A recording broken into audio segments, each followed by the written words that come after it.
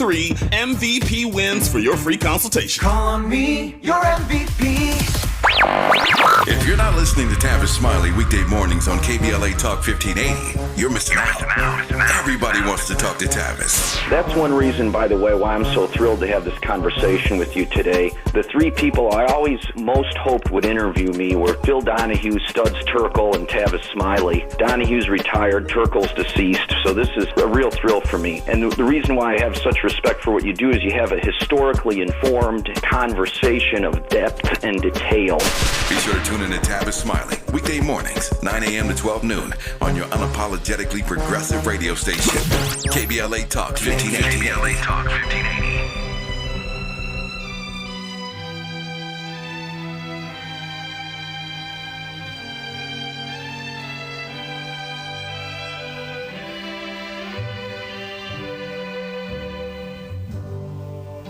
Georgia,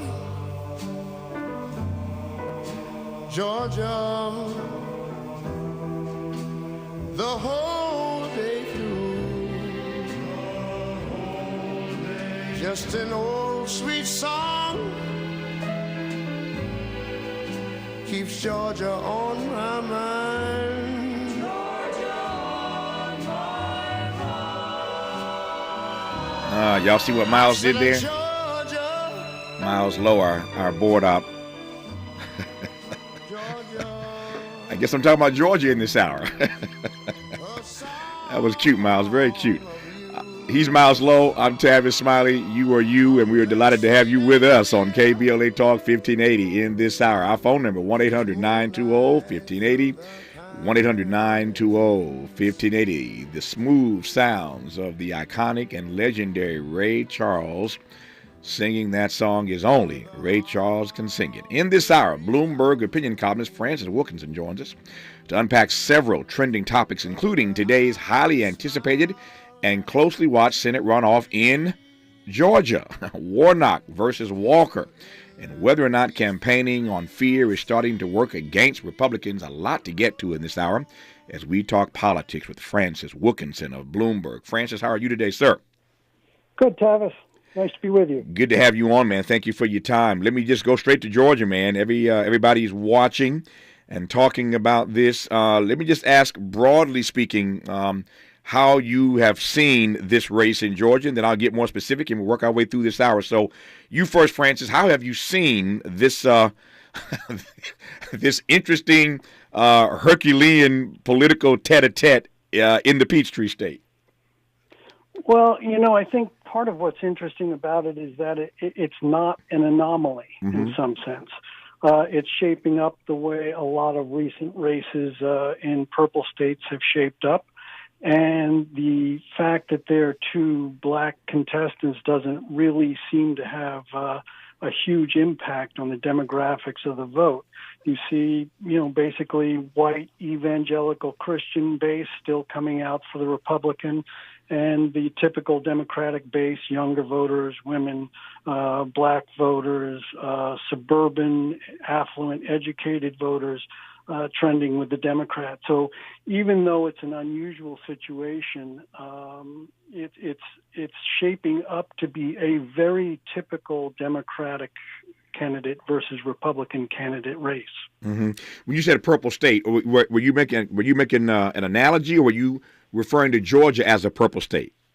No, I'm referring to Georgia as a purple state, which it is now. It's went for Joe Biden in 2020, as we know. This race has been very close. The governor's race was not in November, but there was a drop-off of about 200,000 votes from the Republican candidate, Kemp, to Herschel Walker. So Walker left a lot of votes on the table. Mm-hmm. I asked that question because I thought that's what you meant, and I suspect there are many people listening who still see Georgia as a red state. There might have been some successes here and there. As my big mama used to tell me, a broken clock is right twice a day. And because you're right twice a day doesn't mean you go from red to purple. But you is that wishful thinking, or do you really see in your work and research and writing Georgia as a purple state? Well, if you look at how the state is going, right? First of all, by the way, we should point out while it has a Republican governor who was just reelected, it also has a Democratic senator in the U.S. Senate. So it does have a Republican legislature. It is, largely a purplish with a red tint state. Now, the demographics are, though, that it's a state that is trending younger. It is a state where a lot of the growth is in the suburbs around Atlanta. It's the rural sections of Georgia, like rural sections in a lot of other states, are not really growing that much. And so we see a lot of the same dynamics that we see in other sort of growing states and states that are trending Democratic. Yeah. You see that. Yeah. Let me ask you, while you're there on this point, Francis Wilkinson, let me ask whether or not beyond the state of Georgia, given the data that you've just laid out, that we are seeing every day play out in Georgia, which is making it more purple, if not altogether purple. It's becoming less red. I take your point in that regard.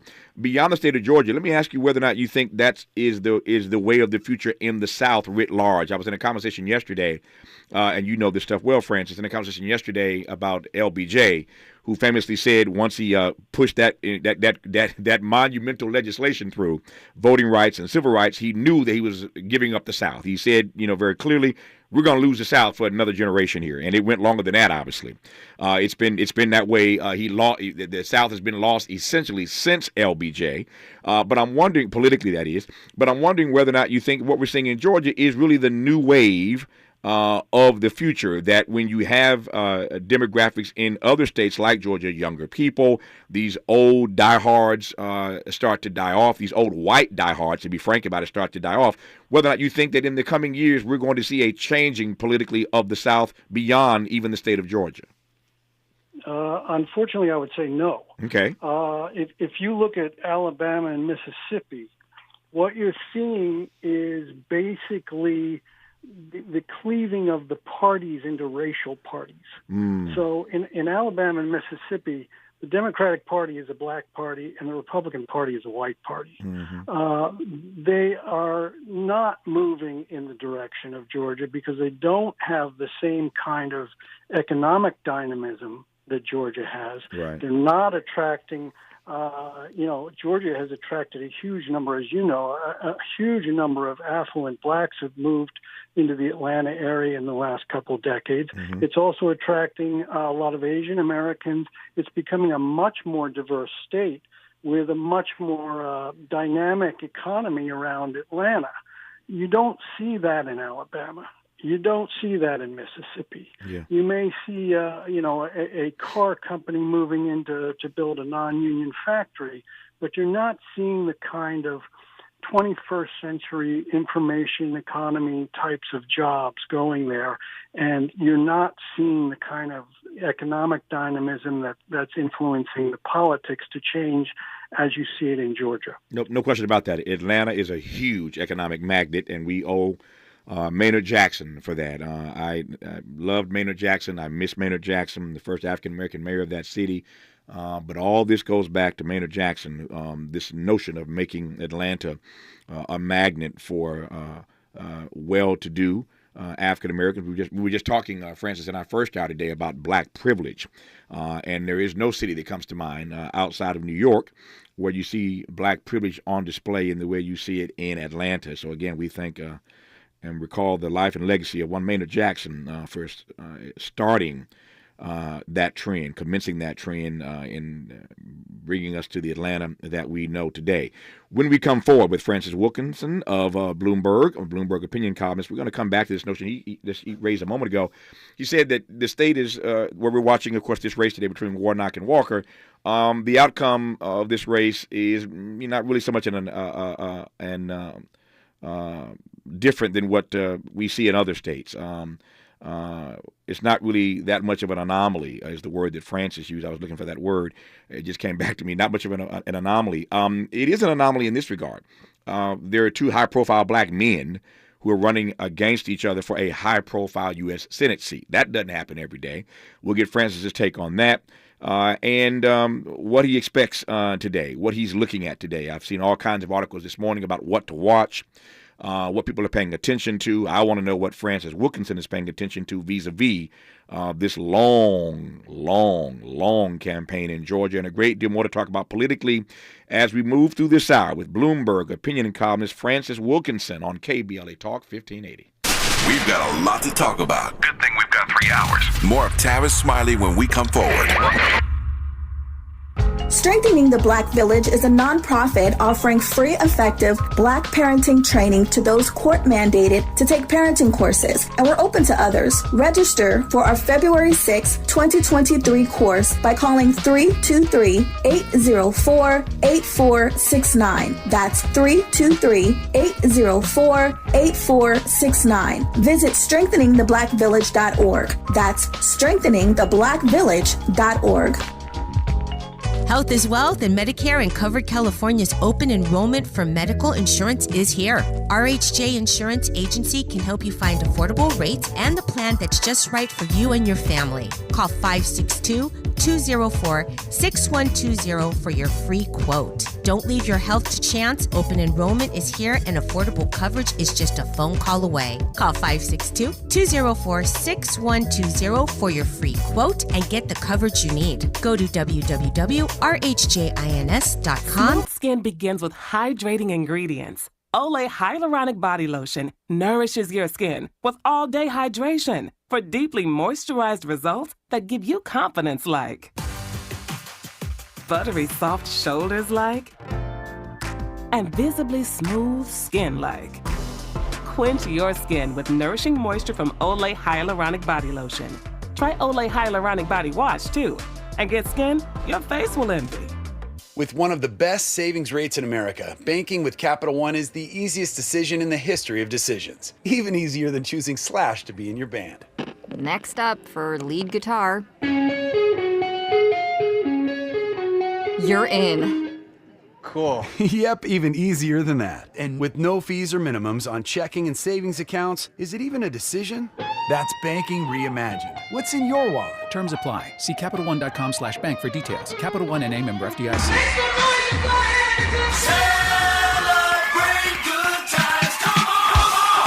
KBLA Talk 1580 is pleased to announce a can't-miss community event. It's a celebration. Welcome home, Mayor-elect Karen Bass. You gotta be kidding me.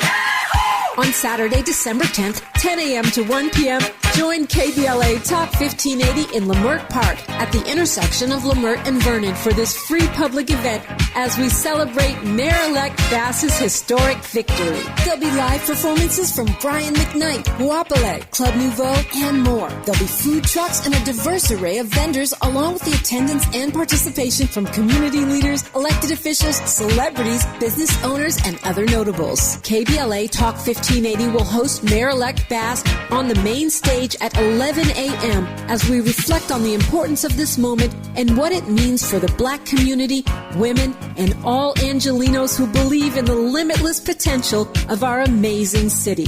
We look forward to celebrating with Mayor-elect Karen Bass and you, Saturday, December 10th, 10 a.m. to 1 p.m. at the intersection of Leimert and Vernon. It's a celebration. This is a community call to action from KBLA Talk 1580. We gon' celebrate your party with you. Come on, come on now. We've got a lot to talk about. Let's unpack a little bit more with Tavis Smiley. The conversation continues right now. Let's unpack a little bit more with Francis Wilkinson, Bloomberg opinion columnist, and I'm delighted to have Francis Wilkinson on with us in this hour. So, Francis, you said a few moments ago that this race in Georgia is really shaping up not to be so much of an anomaly. What is uniquely different, as you well know, is that there are two black men going tete-a-tete, head-to-head, mano a mano for this all-important Senate seat. We know it's not going to determine that is control of the Senate, while Biden and other Democrats would love, of course, to have that 51st vote. We'll see how this all works out today. But as you stand where you stand and write about these kinds of contestations, and you see two high-profile black men duking it out for an all-important Senate seat, This is high cotton. Ain't but 100 of these, right? Ain't but 100 of them. And you got two black men going at it in Georgia, no less. How have you seen this race through your own cultural lens? Well, obviously the racial component never leaves these races, whether you have two white candidates, two black candidates, or any other combination. Race is, as you know, a central component of our politics.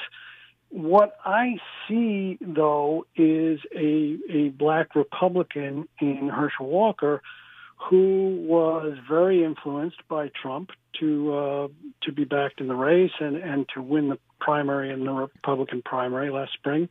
And it looks to me, even though he's a black candidate, it looks very similar to other situations in other states where a Trump-backed, very flawed candidate is given the Republican nomination and then cannot bring the election home, even though it should have been a good year for Republican candidates. Mm-hmm. It should have been a good year for Republican candidates. We'll talk about that in just a second. Since you raised the name of Donald Trump, I said on this program yesterday, as you well know, Francis, that both Biden and Trump have stayed out of Georgia as we've headed toward this day today. The runoff in Georgia. Both were more involved prior to, but both stayed away as we were heading up to this all-important election day in the Peachtree State. How do you read that more expressly on the other side of tonight?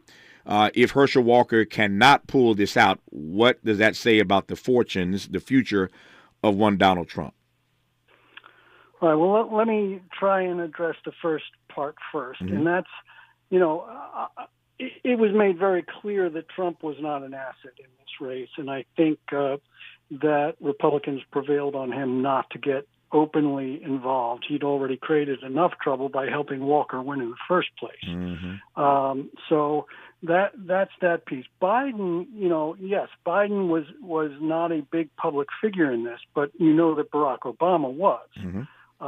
So there was a very high-profile Democratic figure who was brought in repeatedly to help the Democrats in this case.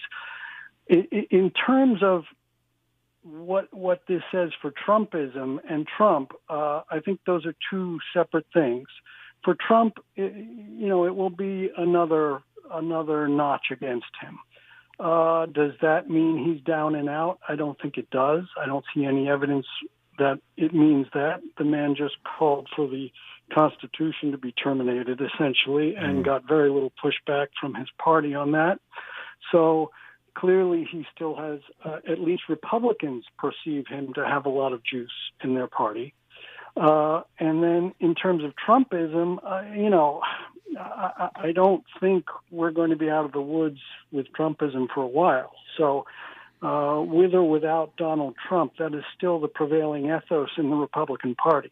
Yep. Since you went there, let me follow you as I will throughout this hour. Speaking of Donald Trump, my read of this, Francis, is the same as your read. The Sunday morning shows notwithstanding, I was doing a sort of roundup yesterday of who said what on the Sunday morning shows. And I think you're right about this. By and large, while there are a few people who say, of course we can't support that. Lisa Murkowski comes to mind. I think John Thune comes to mind. But by and large, Trump did not get the kind of kick in the pants, the kind of resounding condemnation that you would have hoped or expected when he calls for upending the Constitution. I mean, Donald Trump's done a lot and said a lot of crazy things.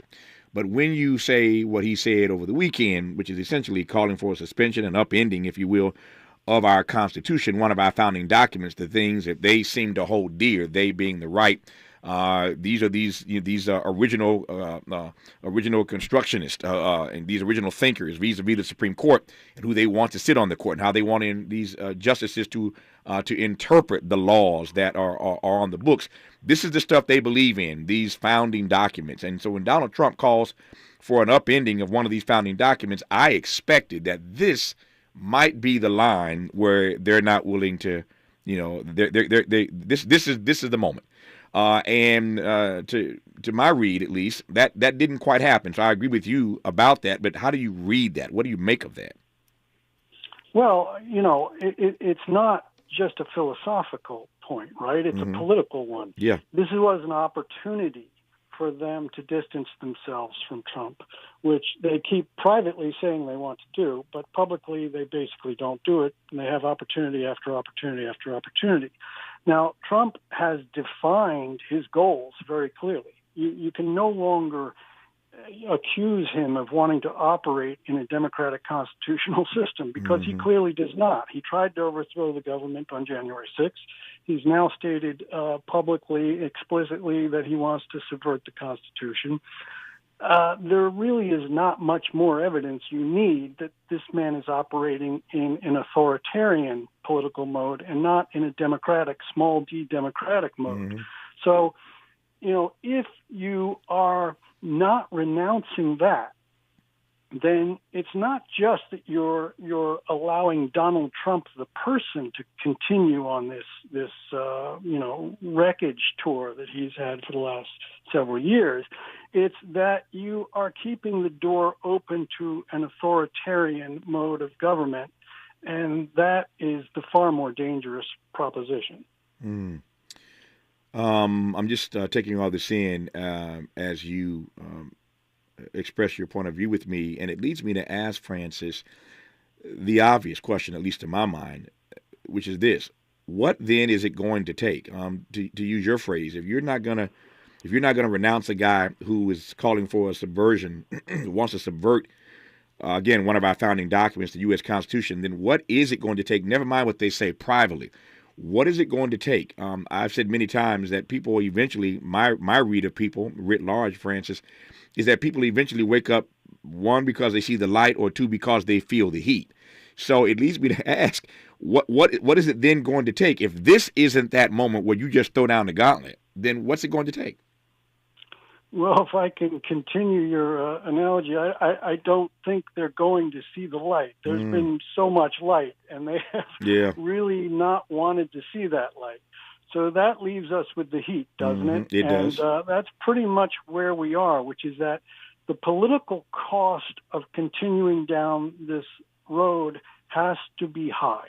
There has to be a very high political cost, because that is ultimately what they're interested in, right? This is a political party. They want power. And if the cost of their continuing with Trumpism, which I define as far more than Donald Trump, but this more authoritarian mode, if the cost of that is too high, then I think they will stop. But so far the cost has not been sufficiently high for them to do that. So what are they afraid of? Are they afraid of him, or are they afraid of them being the Trumpist? Who are they afraid of? Yeah, I don't think they've ever been that afraid of him. In fact, they may never have been afraid of him at all. But they're afraid of, clearly, is their own voters.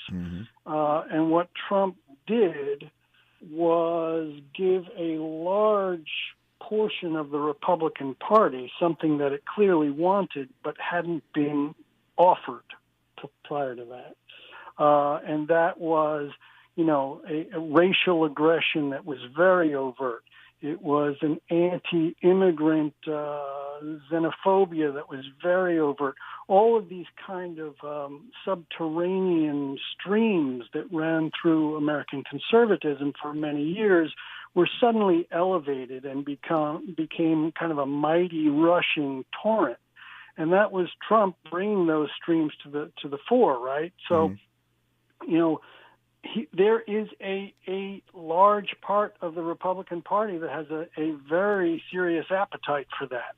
And that has been the dilemma of other Republicans who are less extreme ever since Trump appeared on the scene, which is, how do we both keep these people in our coalition and yet not let them overrun not only our party, but our democracy. And that is a trick that the Republican Party has not handled well.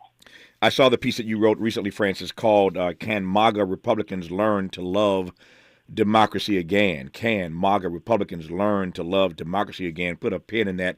We'll come back to that in just a second. Let me ask you right quick, though, because you've opined on this as well, whether or not you think there is any evidence. Are you seeing anything that suggests to you that campaigning on fear is starting to work against Republicans? Well, what I said is that Democrats campaigned on one kind of fear, right, which is that Republicans, if given free rein, will overturn democracy.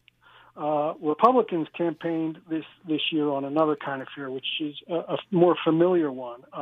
Immigrants are going to overrun the border and terrorize you, and crime is out of control. These were all pretty familiar themes. What we saw was that the decisive swing vote in a lot of swing places like Arizona, like Michigan, like Wisconsin, like Pennsylvania, that argument from the Republicans did not work, but that the argument that democracy was in peril did have enough influence with enough people, and some of them were Republicans, by the way, that Democrats were able to pull out victories in all of those states. There's a great deal more to talk about in this hour. Just getting started, really, in this conversation with Bloomberg opinion columnist Francis Wilkinson, who is our guest. I want to, after news, traffic, and sports, come back to this notion about democracy and whether or not these MAGA, these Trumpists, these Republicans can ever learn to love democracy again. I also want to ask Francis, and I will in a moment here, what it says to his mind about the fragility of our democracy, that Trump can play authoritarian and not get the kind of pushback that you'd expect that he ought to receive. What does that say about the future and the fragility, frankly, of the democracy that we live in? I also want to get Francis's take on this red wave that people thought was going to happen in this last election. We know now we're going to have divided government in Washington, but how should I read the fact that there was no red wave, that Democrats are just all that and then some, a bag of chips, or should I read it as Democrats just being lucky that there was no red wave? There's a lot of chest beating. There has been a lot of chest beating. There still is, about how great this election was for Democrats. Well, maybe Democrats just got lucky and they skirted what could have been a shellacking for them. I want to know how Francis Wilkinson reads that. We'll continue with him when we come forward after news, traffic, and sports. You're listening to KBLA Talk 1580. Courage is contagious. We're KBLA Talk 1580. I'm Mike Moore, and here's the latest from the Black Information Network. President Biden travels to the Southwest today. He'll be in Phoenix, Arizona to get a first-hand look at the progress of construction on the Taiwan Semiconductor Manufacturing Company plant. TSMC is investing $12 billion on the first phase of the project, which is the biggest direct foreign investment in Arizona history. A Colorado Springs school district is making it easier for students to explore higher education opportunities around the country. School District 11 has partnered with the Common Black College application, which will allow its students to apply to historically black colleges and universities at no cost. The district's area superintendent, Scott Mendelsberg, explained to KRDO he thinks the district has plenty of students who would be interested in attending an HBCU. And that's the latest. I'm Mike Moore from your 24/7 news source, the Black Information Network, and BINnews.com. Crash in Encino moving to the right shoulder, 101 southbound for Havenhurst Avenue. That's causing some slowing from Tav Avenue. Got his motorcycle down in South LA, left lane block 105 westbound for Vermont Avenue, so watch for sudden slowing there. And in Industry on the 605 northbound at Valley Boulevard, got an accident in the slow lane causing delays on the 60 freeway. In Westminster on the 405 southbound Bowles Avenue, crashes in the center divider, but it is slow from the 22. And get reports of a crash in Orange block on the middle lane 22 westbound past Main Street causing delays. Is this the time? This is the KBLA Sports Minute with Ray Richardson. Kawhi Leonard knocked down a jumper with 1.4 seconds left in the game to give the Clippers a 2-point win at Charlotte. The five-time All-Star appeared in his first game since November 21st. Leonard finished with 16 points. The Lakers go for their fourth straight win tonight at Cleveland. USC's Khalid Williams is one of four quarterbacks named a finalist for this year's Heisman Trophy Award. The other three, Ohio State's C.J. Stroud, Georgia's Stetson Bennett, and Max Duggan of Texas Christian. Rams quarterback Matthew Stafford is done for the season. In addition to his concussion symptoms, he was diagnosed with a spinal bruise. The Rams are 3-9 and headed for a last-place finish in the NFC West.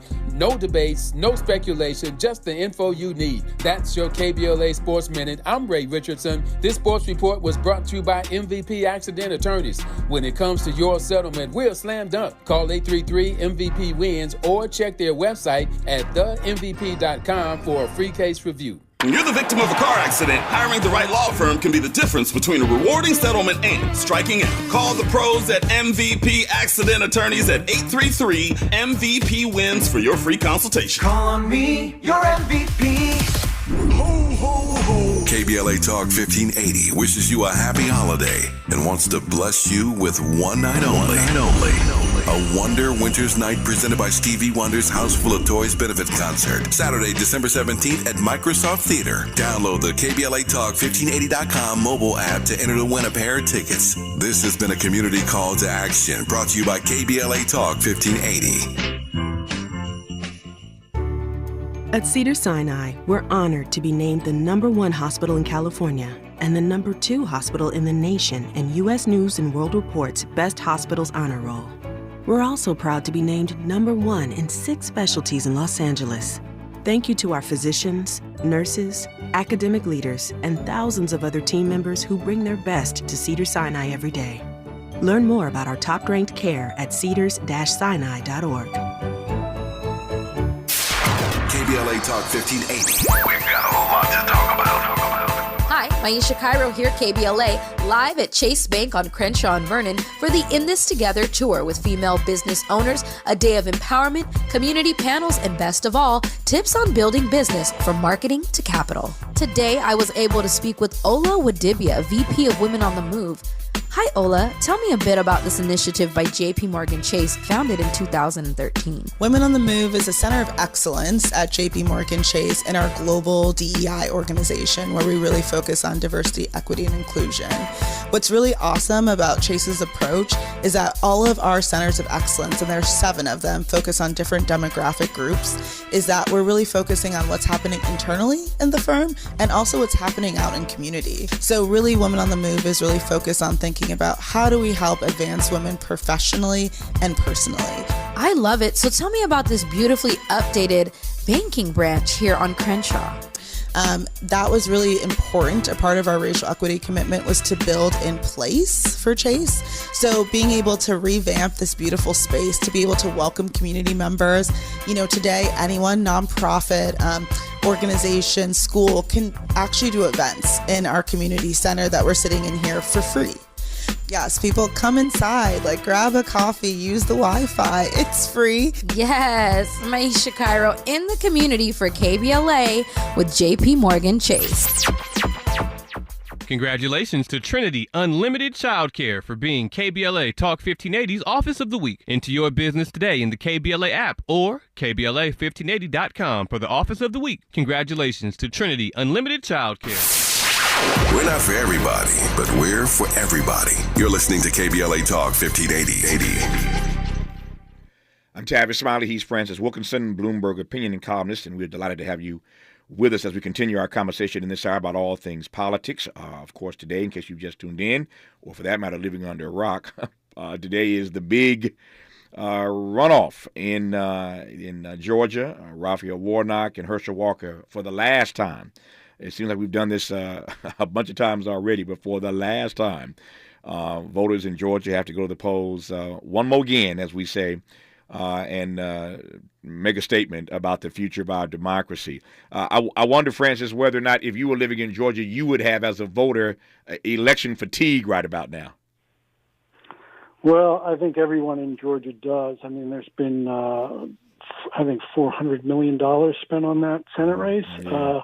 It is just relentless advertising, people knocking on doors. It's really pretty intense to live under that. But, by the same token, it doesn't last forever. It's important. And, eventually you get a United States senator out of it. Yep. At $400 million, you'll get a senator. That's a whole lot of cheddar to spend on one race. Let me ask you about that since you went there. I sit in Los Angeles, where this radio station is flagship heard, of course, across the country, but based right here in L.A. in Leimert Park, historic Leimert Park, and in the city of L.A., as you well know. The election results were certified yesterday. She's being sworn in this Sunday. Let me just mention right quick, we have a big block party celebrating Karen Bass this Saturday. Let me pivot right quick. If you'd like to be a vendor for our Welcome Home Mayor-elect Karen Bass event in historic Leimert Park this Saturday, December the 10th, please email us right away. Just a few spaces left, and the deadline is tomorrow. So if you want to be a vendor at our big block party celebrating Karen Bass this Saturday, hit us right now. Email us at info@smileyAudiomedia.com. That's info@smileyAudiomedia.com. We'll get you all the details you need right away. By the way, the event is this Saturday, 10 a.m. to 1 p.m. right here in Leimert Park, specifically if you're in L.A., the intersection of Leimert and Vernon. Huge stage, right smack dab in the middle of the street. Karen Bass goes on stage with us live at 11 a.m., but the program starts at 10 a.m. The Crenshaw Marching Band will start us off marching in to get this program underway, and then we'll be joined in hour one by Guapale with a live performance. Karen Bass hits the stage at 11 a.m. After that, Brian McKnight takes the stage. And then after that, Club Nouveau will take the stage. It's going to be a great day in Leimert Park this Saturday as we celebrate the historic election of Karen Bass, the first woman to be mayor of the city of Los Angeles, only the second African-American, following the guy that I had the honor of working for, Tom Bradley, as the first black mayor of this city. I raise all that, Francis, to get to you and say that in this race, as you well know, Karen Bass did something that has never, ever been done politically in the history of this country, and that is she withstood a $100 million plus frontal assault against from a billionaire named Rick Caruso, as you well know. And so there's all kind of conversation about what that means for money in our politics, that $100 million plus can be spent not on a governor's race, but on a mayor's race. And the guy who spent it still lost. $400 million spent on this Senate race in Georgia. What say you in this moment in late modernity about the money in our politics? Well, I think the money in our politics is a reflection of the polarization in our politics and the fact that it's a very evenly divided nation with very competitive races. And so the stakes are higher. People are willing to put more money into winning. And also you have the enlistment via the internet and all kinds of things like Act Blue that bring wide numbers of people into donating to campaigns. I actually think that's not a bad thing at all. I think that's a good thing. It frees candidates from spending all their time dialing for dollars. It allows more common people to have a stake in it, and allows, honestly, this trend really began with Barack Obama's campaign in 2008 when he was able to tap into enthusiasm among people who were not typical donors, but people who wanted to pitch in $50. Mm-hmm. And that really did begin the change in the way a lot of campaigns are funded. Yeah, Bernie Sanders is a master of that, as you well know. I will say this about this Georgia race. Raphael Warnock is a friend. We've known each other for many, many years, and yet I am happy to say that after today, I hope to never get another email from Raphael Warnock asking me to chip in. I hate that. I'm sick of the phrase chip in. Can you chip in $5? Can you chip in $15? Can you chip in $20? Somehow that phrase chip in must have been poll tested, and they use it all the time. But I'm so sick and tired of getting emails asking me to chip in $5, $10. But Tavis, yeah. He wants to quadruple your match, though. Yeah, I got it. I take it, Francis. I take it. I'm just waiting for this day to be over so I can just stop getting those emails asking me to chip in a few dollars here and there. I'm sick of it.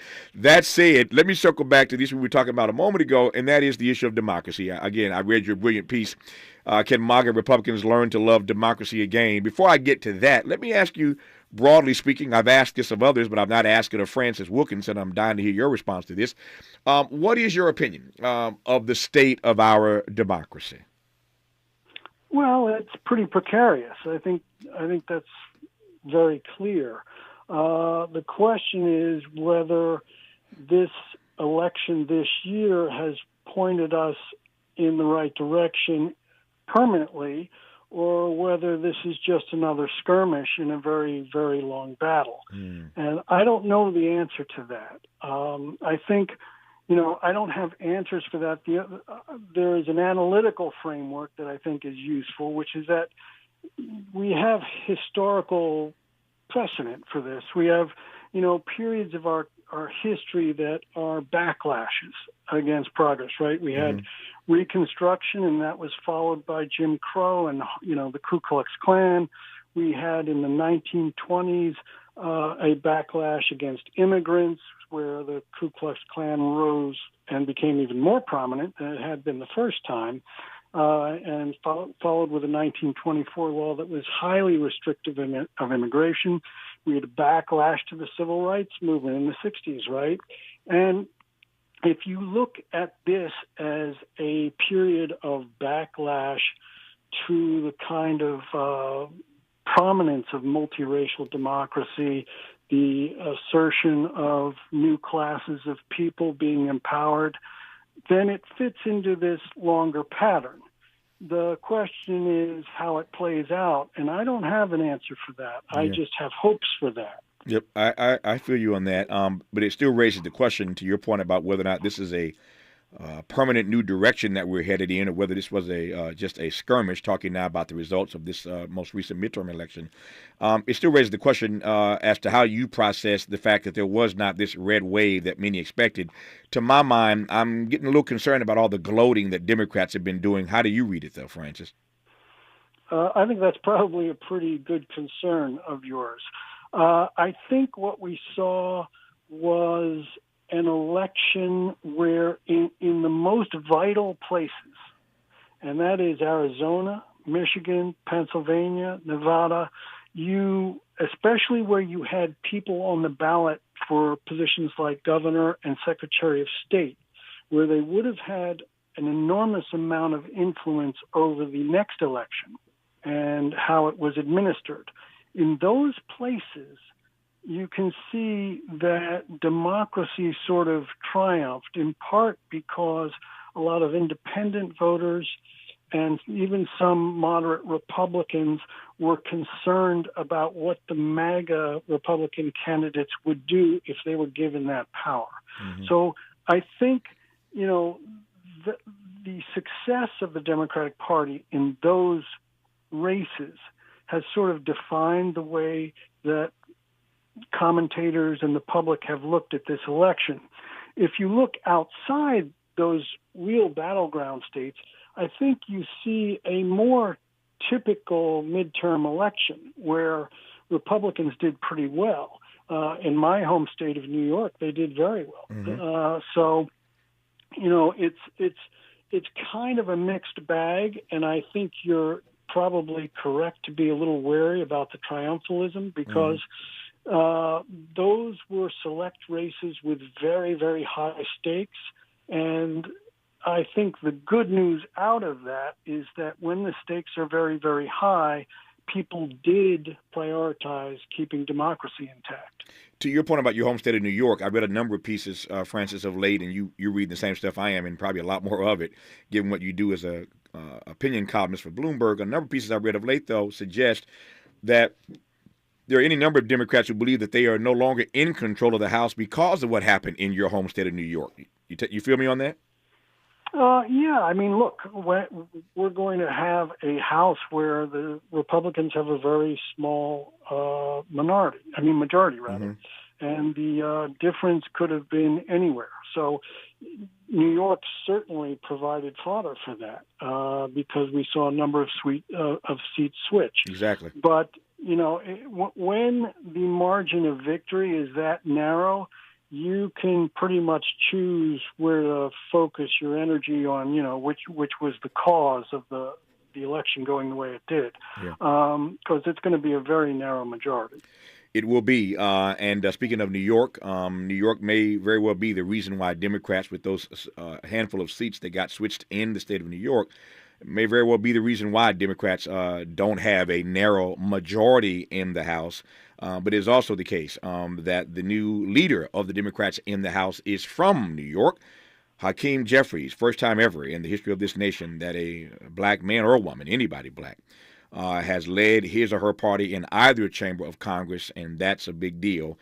Congratulations to Hakeem Jeffries. We'll continue with Francis Wilkinson when we come forward on KBLA Talk 1580. Be sure to like and follow Tavis Smiley at The Real Tavis Smiley and get Twitter updates at Tavis Smiley. The conversation continues when we come forward. Will Smith opens up about the infamous Oscar slap. Maisha Cairo here with your K-Black Minute News. As a guest on The Daily Show, Will Smith opened up to Trevor Noah about the incident with the Oscar host and comedian Chris Rock at this year's Oscars. Will Smith, who won his first Academy Award later that night, was promoting his forthcoming film, Emancipation, when he spoke with Noah about what life has been like since the shocking incident. That was a horrific night, as you can imagine. There's many nuances and complexities to it, but at the end of the day, I lost it. And you just never know what somebody's going through. Not that justifies my behavior at all. We just got to be nice to each other, man. The thing that was most painful for me is I took my heart and made it hard for other people. I understood the idea where they say hurt people hurt people. Yeah. I'm Maisha Cairo, and that's your K-Black Minute News. When you're the victim of a car accident, hiring the right law firm can be the difference between a rewarding settlement and striking out. Call the pros at MVP Accident Attorneys at 833-MVP-WINS for your free consultation. Call on me, your MVP. KBLA Talk 1580. The thrill of victory. The thrill of victory. Thrill of victory.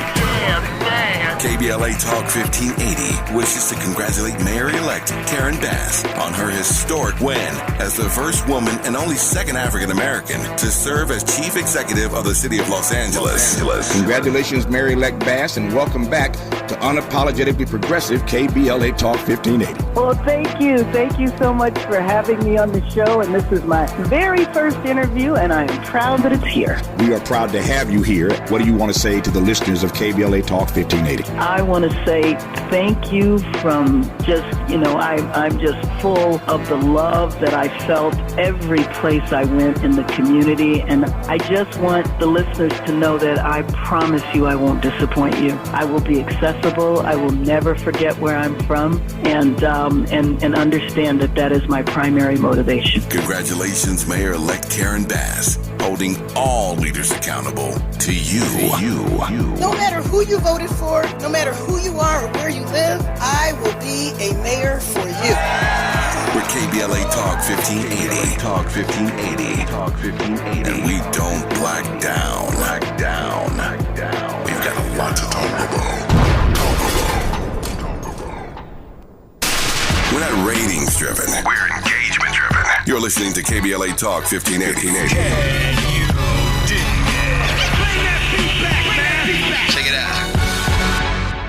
I can dig it, and we continue our engagement with Francis Wilkinson, Bloomberg opinion columnist. I was talking about Hakeem Jeffries. Francis comes out of your home state of New York. So Hakeem Jeffries will now lead the Democrats. Nancy Pelosi, Steny Hoyer, James Clyburn, who was just on this program, all stepping down from their leadership positions. Raises a couple questions. Let me put it to you, and I'll get out of your way. One, how concerned are you about the future of the Democratic leadership, Democratic Party in the House, given that all three of these leaders, all advancing, of course, in age, all doing that dance with mortality, as we all have to do at some point, but all deciding to step aside at the same time.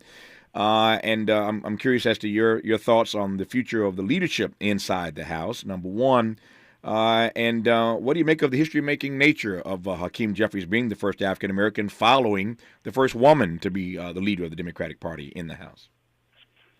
Well, I think that's an interesting two-step when you consider Hillary Clinton being the first woman following the first black man in the presidential nomination. So I think that is indicative of the Democratic Party. The Democratic Party is the political institution where the social and racial integration of the nation has been taking place for a while. And so it's just a natural evolution of the party. It's a natural,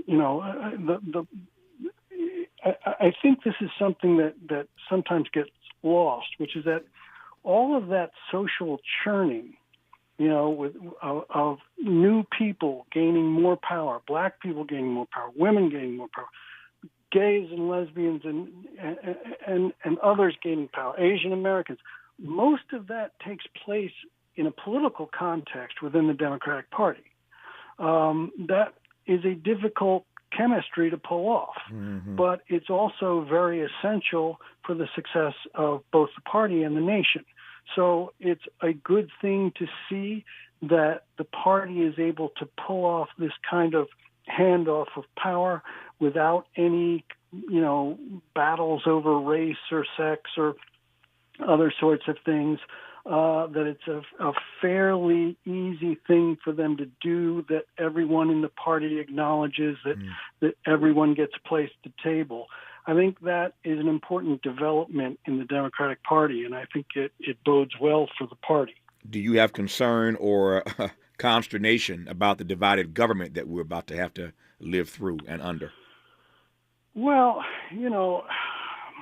it's not about divided government to me. It's about the Republican Party is yet to really be able to show itself as a governing party. I mean, it's a party that is now in the House, most likely going to spend its time looking at Hunter Biden's laptop and this and that, and trying to get a lot of attention on Twitter and social media and get on Fox News. And none of that will have a great impact on governing, except to make it more difficult to do in any serious manner. Our remaining moments with Francis Wilkinson, Bloomberg opinion and columnist, when we come forward on KBLA Talk 1580. A safe place to go loud. A great place for progressive politics. KBLA Talk 1580. KBLA Talk 1580 invites you to join us in celebrating the season of giving by being part of the solution. As we enjoy great food, family, warmth, and well wishes in whatever our festive tradition may be, we share the beauty of the season by reaching out to the less fortunate. Please help us to help others with the KBLA Cover the Houseless Cozy Community Coat and Blanket Drive. All you have to do is drop off new or clean, gently used winter coats and blankets in the KBLA lobby during business hours. Now through December 20th, all of the coats and blankets will be donated to unsheltered individuals and families experiencing houselessness. Simply bring your donation to 4434 Crenshaw Boulevard in Los Angeles, near Vernon Avenue, from 9 a.m. to 5 p.m. weekdays. That's 4434 Crenshaw in historic Leimert Park. During the holidays and every day, let's remember, we keep us safe. We keep us warm. We are the safety net, and together we can cover the unsheltered. Get caught up in the spirit of the season, the spirit of love. Make a difference with your friends at KBLA Talk 1580. KBLA Talk 1580. We've got a lot to talk about. KBLA Talk 1580, reminding you when we fight, we win.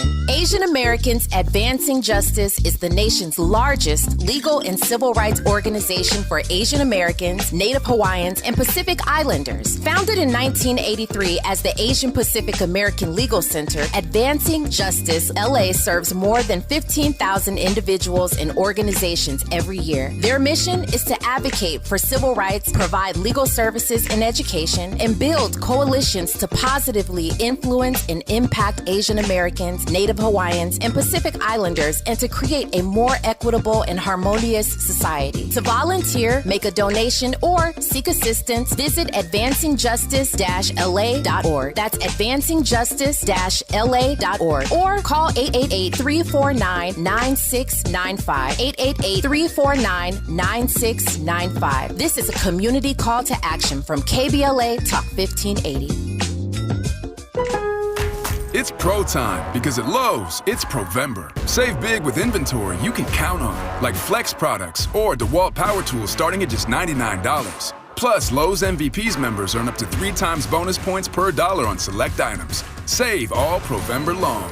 Bonus points calculated before taxes and fees after applicable discounts, if any. MVP's Pro Rewards Program terms and restrictions apply. See Lowe's.com/L/Pro Loyalty terms. Subject to change. Prices valid from 10/17/22 to 2/3/23 or until supplies last. Conversations that matter. You're listening to Tavis Smiley on KBLA Talk 1580. Our remaining few moments with Francis Wilkinson, Bloomberg opinion and columnist. Francis, once we get past today, and thank God for Jesus, today is the last day of this campaign season. I'm over it, man. We will see who prevails in Georgia, Warnock or Walker, and whether or not Democrats can get that 51st vote in the Senate, which would make things easier for one Joe Biden. And speaking of Joe Biden, once we get past today, all eyes turn to him. He said recently, as you well know, that while on vacation in Nantucket with his family for Thanksgiving, they did not talk about his decision or not to seek re-election again. He has said that he intends to run, but that a final decision won't come to next year. I like the parsing he's been doing. But your thoughts, since I have you here, about what you think Joe Biden will or ought to do as Francis Wilkinson sees it. Boy, that's a lot of responsibility for some columnist. You can handle it, Francis. You can handle it. He's been running for president for his entire life. He's finally gotten it. I think we should expect that he probably wants to hold on to the job. He worked very hard to get. Now, that being said, I'm sure there are scenarios where he might decide to step down, but I couldn't begin to tell you what they are. I think that is something that he will keep to himself and to his family. And so I wouldn't really be making any projections about what he's going to do. And I wouldn't expect that. Do you think, that said, though, he is the strongest candidate that Democrats can put forward in 2024? I don't know. I don't know if he was the strongest candidate they could have put forward in 2020, but he was the candidate who won the nomination and won the presidency, and that counts for an awful lot in our system. So the presumption is that he did it once, he can do it again. The only reason we're having this discussion, of course, as you know, is because of his age. So, and I don't know how that will play out. Yep. I'll tell you how it's going to play out. I can tell you affirmatively and factually how it's going to play out. It's going to play out that you'll be writing about this whether you want to or not, because it is, whether you want to or not, or whether you have a crystal ball or not, it's going to be such a huge topic in a few days that you have no choice but to write about it. And I look forward to reading what you will have to say about this when you finally put your pen to paper or your fingers on your computer, on your keyboard. Again, there'll be no choice. Everybody who does what Francis does as an opinion columnist will be writing about this in the days and weeks ahead. Trust me on that. His name is Francis Wilkinson. He is Bloomberg opinion columnist, and I have been delighted to have had him on this program for the hour. Francis, good to have you on, my friend. Happy holidays to you, sir. Thank you so much, Tavis. It's a great honor to have you on. In our third and final hour today, speaking of the holidays, we'll be joined by grief expert Marissa Renee Lee. So many of us celebrate the holidays, but for others, for a variety of reasons, they have to navigate this thing called grief during this particular time of the year and even beyond. Marissa Renee Lee, grief expert, after news, traffic, and sports on KBLA Talk 1580. KBLA 1580 Santa Monica. I'm Mike Moore,